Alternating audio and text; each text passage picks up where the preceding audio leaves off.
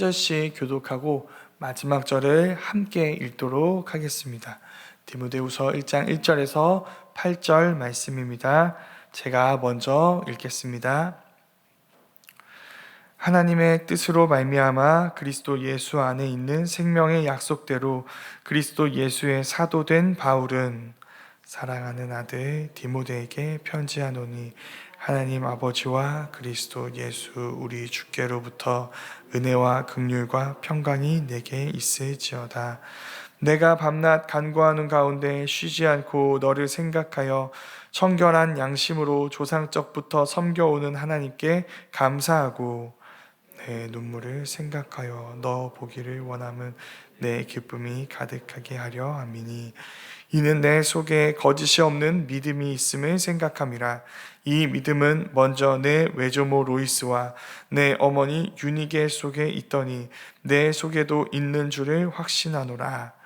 그러므로 내가 나의 안수함으로 내 속에 있는 하나님의 은사를 다시 부릴 듯하게 하기 위하여 너로 생각하게 하노니 하나님이 우리에게 주신 것은 두려워하는 마음이 아니요 오직 능력과 사랑과 절제하는 마음이니 그러므로 너는 내가 우리 주를 증언함과 또는 주를 위하여 갇힌 자 된 나를 부끄러워하지 말고 오직 하나님의 능력을 따라 복음과 함께 고난을 받으라.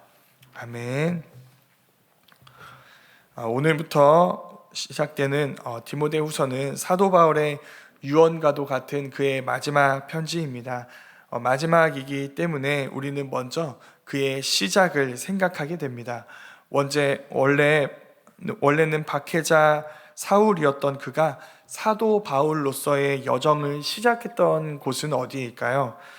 우리가 잘 아는 것처럼 그리스도인들을 박해하기 위해 감옥에 가두고 죽이기 위해 여정을 떠나다가 부활하신 예수님을 만난 다메섹 길 위였습니다. 바울을 아는 사람 중에 이 스토리를 모르는 사람은 아무도 없을 것입니다. 만약에 바울 당시에 지금처럼 여러 간증 집회가 있었다면 섭외 1순위는 단연 박해자에서 사도로 변화된 이 바울일 것입니다. 근데 잠깐 여담일 수 있지만 사실 이런 간증 집회들은 좀 위험한 면이 좀 있습니다. 성도님들은 어떠실지 모르겠지만 저는 기독교 TV 프로그램이나 또 무슨 기도회나 부흥회에 이런 유명인들이 나오면 좀 두려워집니다. 저기 나오는 순간 대한민국 모든 국민들은 이제 그 사람을 어떻게 바라보게 될까요? 교회 다닌다고 크리스천이라고 그래 그럼 어떻게 사는지 보자. 어디 네 말대로 사나 안 사나 한번 두고 보자 라며 우리가 실수하기를 기다리는 감시가 그때부터 시작되는 것이죠. 참 안타깝게도 그 감시에 걸린 사람들이 굉장히 많습니다. 통계적으로 본다면 이런 연예인들의 출연으로 교회에 나오게 된 사람들의 숫자보다 그 연예인들의 허물과 실책 때문에 교회를 떠난 사람, 교회를 욕하는 사람이 훨씬 더 많을 것입니다. 그러나 바울은 그러지 않았습니다. 바울은 회심과 부르심 이후 1차, 2차, 3차 전도 여행을 다니며 그가 핍박했던 복음을 어떠한 허물이나 결점도 없이 담대히 전했습니다. 가는 곳마다 교회를 세웠습니다. 그 교회가 또 다른 교회를 낳고 또 다른 교회가 또 다른 교회를 낳으면서 이런 교회사가 시작되게 됩니다. 그리고 그 교회사 안에서 교회로 세워진 교회는 바로 우리 교회 역시도 포함되어 있습니다. 그건 무슨 뜻일까요? 지난 2000년 동안 이 세상에 세워졌던 모든 참된 교회는 바울에게 빚을 지고 있다는 뜻입니다. 바울은 이 모든 기간 동안 세워진 모든 교회의 목회자 중에 목회자라 할 수 있는 것이죠. 그건 그가 이미 살아있을 때부터 그랬습니다. 방금 나눈 얘기처럼 사도 바울은 3차례에 걸쳐서 전도 여행을 다니며 엄청나게 많은 고난을 당했습니다. 그런데 그 모든 기간 동안 단 한 번도 절망하지 않습니다. 오히려 그 고난 속에 있을 때 바울보다 훨씬 덜한 문제를 만난 다른 교회들에게 우리가 아는 신약 성경에서 보는 그 모든 수많은 편지들로 편지하면서 그들의 문제에 답했습니다. 그 편지는 에베소, 빌립보, 갈라디아, 고린도, 골로새, 데살로니가 등 수많은 지역에 보내집니다. 정말 전 세계가 이 사도 바울의 교구라고 할 수 있는 것이죠. 이런 바울을 누구와 견줄 수 있을까요? 자, 이게 시작이었고 이게 바울의 삶이었다면 그의 마지막은 어땠을까요? 여러 가지 그림들을 그릴 수 있겠죠. 바울에 의해서 세워진 그 수많은 교회와 그가 길러낸 그 수많은 사역자들이 정말 조금씩만 후원해줘도 작은 별장 하나는 마련할 수 있지 않을까요? 열심히 사역했으니까 은퇴 후에 그런 곳에서 평안하게 말년을 보내면 또 필요하다면 여러 사역자들을 거기서 양성해내면서 그런 평온한 시간을 보낼 수 있어야 할 것입니다. 저는 그래야 한다고 생각합니다. 사도 바울인데, 전 세계의 목회자인데 이 정도는 섬길 수 있는 것 아닐까요? 그렇게 생각하는 우리에게 디모데후서는 진짜 바울의 마지막이 어땠는지를 보여줍니다. 바울은 어디에 있을까요? 별장에 있는 게 아니라 감옥에 있습니다. 전혀 화려하지 않을 뿐 아니라 굉장히 초라합니다. 물론 이런 상황은 사도 바울에게 그렇게 낯선 상황은 아닐 것입니다. 사도 바울 인생이 고난이었죠. 그러나 언제나 이겨냈습니다. 그런데 이번엔 좀 다른 것 같습니다. 그가 들려주는 이야기는 이전에 우리가 알던 그의 모습과 좀 다릅니다. 우리가 읽진 않았지만 15절 말씀, 1장 15절 말씀에서 바울은 이렇게 이야기합니다. 아시아에 있는 모든 사람이 나를 버린 이 일을 네가 아나니 그 중에 부겔로와 허모게네도 있느니라. 아시아에 있는 모든 사람이 바울을 버렸습니다. 4장에서는 또 이렇게 이야기했습니다. 너 디모데는 속히 내게로 와라. 데마라는 동역자가 날 떠났다. 지금 내 곁에는 누가밖에 없다. 왜 이런 얘기할까요? 바울이 힘들어하고 있습니다. 외로워요. 혼자 이 고난을 견뎌내는 게 너무너무 고통스러워요. 이 모든 일들을 바울은 지금 누구에게 말하고 있을까요? 디모데에게 이야기합니다. 이건 굉장히 자존심 상하는 일이에요. 아버지는 아들 앞에서 울지 않습니다. 근데 바울은 디모데 앞에서 자신의 약한 모습을 보이며 괴로워하고 있는 것이죠. 이 정도나 괴로워하고 있는 것입니다. 이게 바울의 마지막 모습입니다. 어떻게 보시나요? 영광스러워 보이시나요? 근데 오늘 말씀은 이 모습을 영광이라고 부릅니다. 왜 그럴까요? 바울의 이 마지막 모습은 십자가에 달리신 예수님의 모습을 너무너무 닮아있기 때문입니다. 예수님이 죽으실 때 모든 제자들이 예수님을 떠났습니다.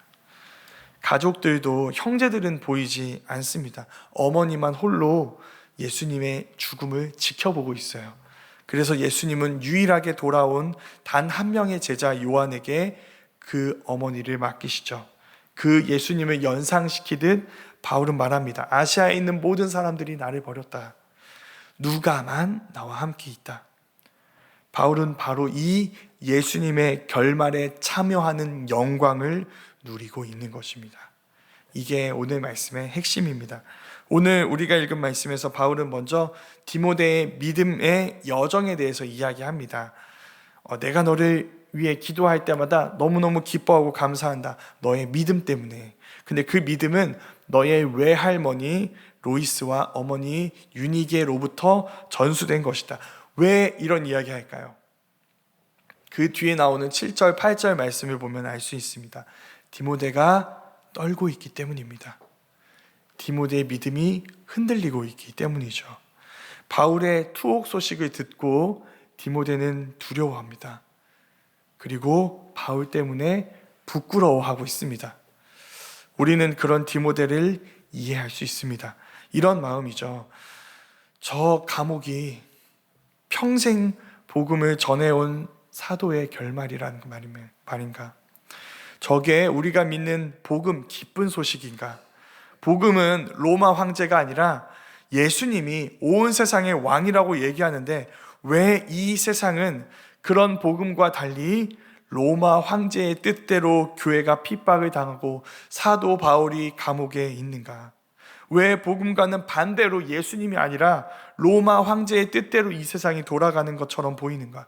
이런 의문들로 디모데가 지금 흔들리고 있는 것입니다. 그럼 무슨 얘기를 들려줘야 할까요? 곧 끝난다. 걱정하지 마라. 괜찮다. 난 괜찮다. 넌 핍박이라고 생각하지만 사실 이건 핍박이라고 보여지지 않는다.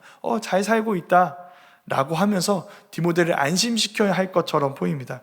이런 얘기들 들려줘야 할 것 같은데 바울은 그렇게 하지 않습니다. 바울은 디모데에게 다시 생각해 보라고 말하는 것 같습니다. 이런 겁니다. 무엇이 진짜 영광이고 평안일까요? 이 로마 황제의 세상, 이 불의한 세상에서 안락함을 누리는 게 진짜 평안일까요? 이 로마 황제가 다스리는 세상이 아무런 핍박도 반대도 하지 않는다면 그건 진짜 복음이라고 할 수 있을까요? 그 복음은 하나님 나라를 전하는 걸까요? 아니면 정말 로마 황제의 세상을 전하는 걸까요? 이 질문들은 그 질문과 동시에 우리에게 답을 줍니다. 진정한 평안은 이 세상에 있지 않습니다. 하나님의 나라는 저 로마 황실에 있지 않습니다. 예수 그리스도를 왕으로 고백하는 우리 가운데 있는 것이죠.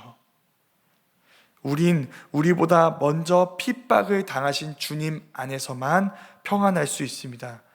그러니 진짜 영광은 저 로마 황제와 손을 잡고 그를 선전함으로 그가 보장해주는 안전을 누리며 평안을 누리는 것이 아닙니다.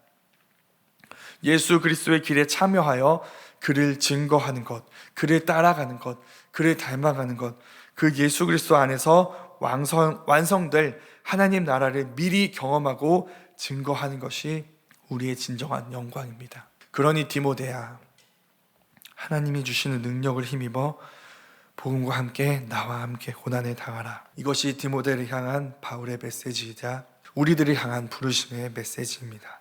여기서 특징적인 것은 함께라는 말입니다. 바울은 너는 그냥 고난을 당하라라고 하지 않고 함께 고난을 당하라고 이야기합니다. 이미 예수님이 그 고난 가운데 계시기 때문이죠.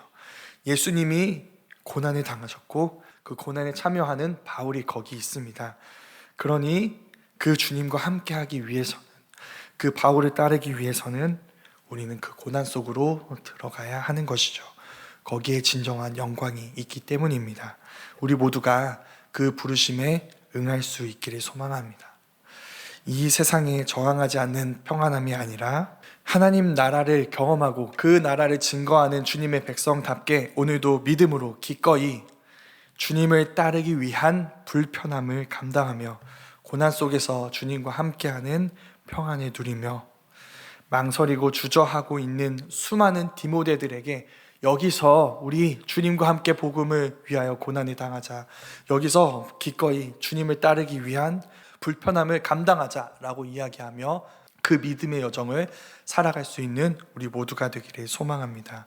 그래서 더 나아가 동역자들에게 고난을 호소하고 고통받고 있고 외로워하며 이 고난을 이야기하는 그 모든 바울 같은 사역자들의 곁을 지켜주며 또 우리 서로의 곁을 지켜주며 우리 함께 믿음으로 모든 고난을 견뎌내고 감당하며 하나님 나라를 꿈꿀 수 있는 우리 모두가 될 수 있기를 간절히 소망합니다.